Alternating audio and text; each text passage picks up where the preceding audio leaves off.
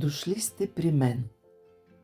Бъдете мои гости, тук, на този площад, който до някъде е домът ми. Надали бихте ме разбрали до край, и това е нормално. Значението на дом за вас е различно, но това не е съществено. Домът е мястото, което ни дава подслон, където израстваме и оформяме себе си като хора. За мен това място е тук. За вас някъде другаде. Тази нощ ми гостувате, за да споделя с вас своя свят, който, макар да изглежда непривичен, понякога враждебен и плашещ, ме е оформил като човек. Изградил ме е такъв, какъвто съм днес. Чрез страдания, изпитания и достатъчно трудности се научих да оцелявам. С фантазията, която нищо не можа да ме отнеме, която ме развива и изхранва, благодарение на хора като вас, пожелали да ме гостуват и да станат свидетели на полета й. Историите, които разказвам, са живи. Всяка идва от някъде, когато е готова. Улавя ме като птиче, което поемам, нахранвам с енергия и пускам обратно, да търси пътя си, да се доразвие и сбъдне. Затова казвам, че са живи. Аз ли ги измислям, те ли ме откриват, не е от значение. Едно е важно – посланията. Те намират точно хората, заради които пристигат при мен. Историята, която ще разкажа, дойде с песента. Една приказка за любовта, пътуваща из световете, търсеща и събираща душите, разделяща ги драматично, за да провери силата им да обичат, докато прецени, че повече нищо не може да ги раздели, защото са научили какво е любов. Когато съдбата ги срещнала, всичко вече се било случило. Някога, в друго време, в други земи, различни от нашата. Защото това, което го има, не е от сега. Нито е само тук. Погледнете небето. Имате ли пространство да го поберете в себе си? Това, което виждат очите ви. Добавете останалото, което няма как да се види. Дори въображението е тясно, за да бъде вместено. Тогава как може да знаем кое от кога съществува? Как и къде се проявява? Би ли могло да го няма? А как би се завърнало, за да го има отново? Получава се сложно, наистина, да си представим как всичко вече се е било случило, когато съдбата ги срещнала.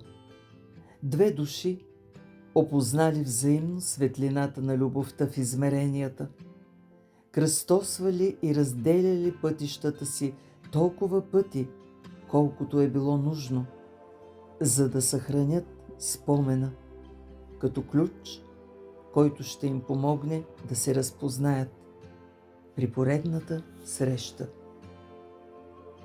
Когато се срещнали за първи път, били млади и неопитни, до толкова истински и заредени с импулса на Твореца, че не знаели какво е страх. Все още не познавали мрака. Разпознали се в мига, когато дъхът им се кръстосал и докоснал другия. Светлината ликувала в сърцата им и оставила своя печат завинаги. Да не се загубят из лабиринта на всемира. Какъв бил печатът, който притежава такава сила? Любовта. Онази първопричина, заради която съществува светът. От тогава тръгнали заедно да изучават вселените и себе си. без да броят колко пъти, как и къде. Едно било важно – да израстват чрез опитност, да се търсят и срещат, да се разминават и страдат, докато се разпознаят отново. Така, неусетно, стигнали днешното време. Един по един се спуснали в него. Всеки отъпкал своя пътека, по която вървял, и проявявал себе си, без да помни откъде е преминал, за да стигне до тук.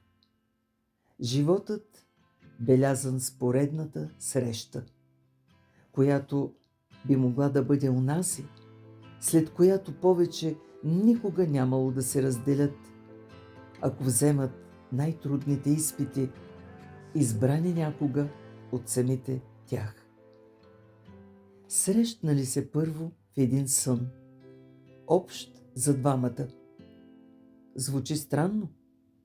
Дали изобщо можем да си представим да сънуваме едновременно с някого? Да сме на едно място в един и същи момент, пък било то и на сън. Но какво изобщо представлява сънят? Може ли да се вярва напълно на определения? Преди да се усъмним в нещо, нека първо го пуснем в себе си, без задръжки, да стигне до сърцето, а то да реши.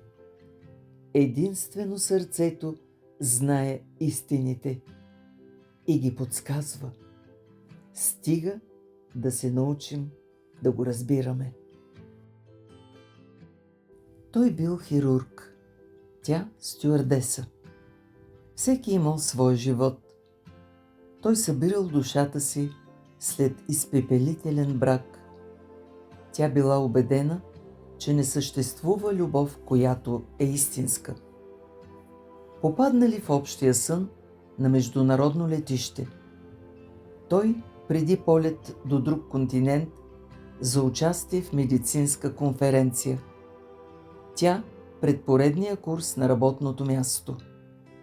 Всичко се случило, както било отдавна записано в необятната вселенска книга. Да се срещнат отново, но първо в съня. Той гледал разсеяно през прозорците на летището, когато от току-що спрелия микробус се е появил екипажът на авиокомпанията, с която щял да лети. По-скоро от скука, отколкото от любопитство, проследил придвижването. Входът бил близо до него. Пилотите вървели отпред. Стройни, изпънати, внушителни, като самолетите, които управляват. След тях, с красиви униформи, следвали стюардесите, бутайки с финес малките си куфърчета. Един след друг отминавали, погълнати от тълпата наоколо. Изведнъж нещо люшнало картината.